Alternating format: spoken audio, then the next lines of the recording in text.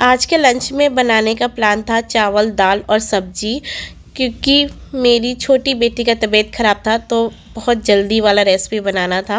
पहले तो हस्बैंड ने बोला था चावल दाल और भुजिया बना दो, पर मैंने बोला ठीक है सब्जी बना देंगे, थोड़ा बहुत ही एक्स्ट्रा टाइम लगेगा क्योंकि छोटी बेटी का तबीयत बहुत ज़्यादा ख़राब है। तो हम लोग पूरी रात सोए ही थे 3 बजे के आसपास, और उसने वापस हमें 5 साढ़े 5 में जगा दिया क्योंकि उसको वापस फीवर आ गया था। तो हम जगे और उसे दवा वगैरह दिया, दूध पिलाया। फिर थोड़ी देर बाद मैंने बोला अपने हस्बैंड को आप पकड़ो, और मैं चली गई ऊपर नहाकर, क्योंकि भाभी ने एक बिल्डिंग के एक भाभी ने छठ किया था, तो आज था सेकंड डे।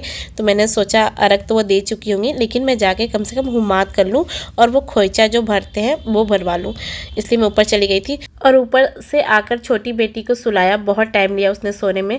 फिर उसको सुलाने के बाद हम भी सो गए और सुबह 11 बजे के आसपास हम जगे हैं। फिर तो ब्रेकफास्ट तो बाहर से हुआ, पर लंच में खाना बनाने वाली थी, पर चावल दाल बनाया क्योंकि ये सब्जी आ चुका था नानी घर से। नानी घर में हुआ था छठ, और ये पारन का खाना था। पहले जो देखा आपने वो था बैगन और बरी का सब्जी, उसके बाद था आलू गोभी और मटर का सब्जी, और ये है लाल साग। और ये सारा खाना है पारन के लिए बना था, और इसमें कोई भी लहसुन प्याज नहीं यूज़ हुआ है, बिना लहसुन प्याज का ये खाना था।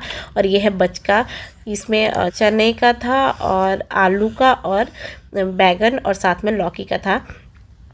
ये बचके जो थे, और ये भी एक तरीके से प्रसाद ही मानते हैं, क्योंकि जो व्रत करते हैं सबसे पहले वो खाते हैं, उसके बाद ही कोई खाता है। और यहाँ मेरे दाल चावल बन चुके थे, मैं दाल को छौंका भी लगा चुकी थी, बहुत सिंपल ही, सिर्फ तेल में जीरा डाल के।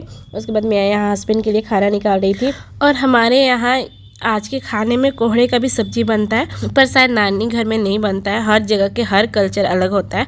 जैसे हमारे यहाँ पे एक साड़ी में ही सारा व्रत करते हैं, पर मैंने यहाँ देखा जो भाभी ने किया था, उन्होंने हर बार साड़ी चेंज किया, एक साड़ी में नहीं किया। हमारे यहाँ एक ही साड़ी को 3 दिन पहनते हैं, खरना और शाम वाला अर्घ और सुबह वाला अर्घ, तीनों टाइम एक ही सेम साड़ी में करते हैं। और भी बहुत कुछ मैंने नोटिस किया कि उनके यहाँ अलग होता है और हमारे यहाँ अलग होता है, पर ठीक है, सबका अपना अपना एक रूल होता है, सब वही फॉलो करते हैं और सब सही होते हैं अपनी जगह पर। फिर यहाँ पे मैं खाना निकाल रही थी, और ये बचका था वो तो सुबह में ही बना था, तो बचके ठंडे होने के बाद बहुत ही सॉफ्ट हो जाते हैं, जो खाने में अच्छे नहीं लगते।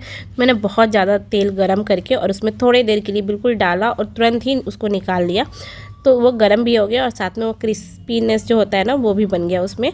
तो मैंने ऐसे करके सारे बचके निकाल लिए थे।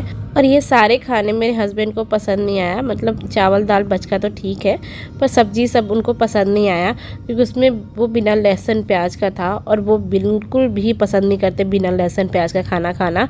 वो घर में भी मुझे याद है जब छठ में 3-4 दिन नहीं बनते तो वो ऐसे ही खाते हैं, रो रो के खाना, मतलब वो बिल्कुल भी खाना पसंद नहीं करते। तो उनको तो बहुत मज़ा नहीं आया, पर मुझे अच्छा लगा, मैंने खाया अच्छे से खाना। मेरी सिस्टर को भी बहुत पसंद आया, वो भी बहुत बोल रही थी कि मुझे तो बहुत अच्छा लगा, पर ठीक है, उसका नहीं अभी बोल सकते, क्योंकि वो हॉस्टल में रहने वाले बच्चों को घर का खाना सच में अच्छा लगने लगता है। मैं भी ऐसी थी, घर का खाना अच्छा नहीं लगता था, लेकिन हॉस्टल में रहने के बाद समझ में आ जाता है खाने का वैल्यू, फिर सब कुछ अच्छा लगने लगता है। पर मैंने अभी अगर दाल की जगह कढ़ी बनाया होता तो ये शायद और ज़्यादा टेस्टी लगता, पर मेरे पास दही था नहीं, और मार्केट से दही जो लाते हैं उससे तुरंत का कढ़ी बनाना मुझे पसंद नहीं है। मुझे थोड़ा खट्टा कढ़ी ज़्यादा पसंद है, इसलिए मैं दही लाकर पहले उसको 1-2 दिन के लिए बाहर ही रख देती हूँ, फिर मैं कढ़ी बनाती हूँ। और ये रहा हमारा आज का खाना, बहुत टेस्टी था।